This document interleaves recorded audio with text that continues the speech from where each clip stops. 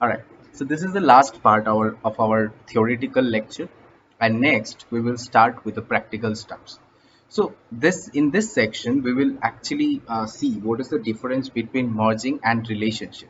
So in Power BI, you can do actually two things to get all the information in one place. So one thing that you can do is the table relationship. You can use the relationship and you can use the fields from whichever table you want.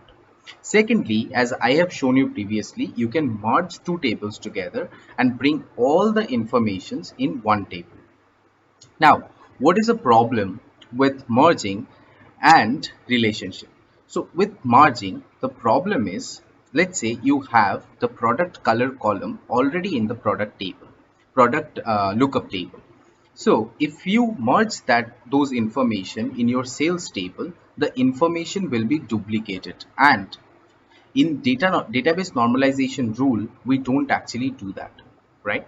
So whenever you feel like merging two tables together, don't do that. Instead use relationship. So why I am saying it, so if you keep merging two tables together, what will happen, you will end up creating a lots of redundant and duplicated information in your Power BI file, and it would happen that your Power BI will crash sometime whenever you have a lots and lots of data. So next time you feel like merging two tables together, don't do that. Just use relationships between them.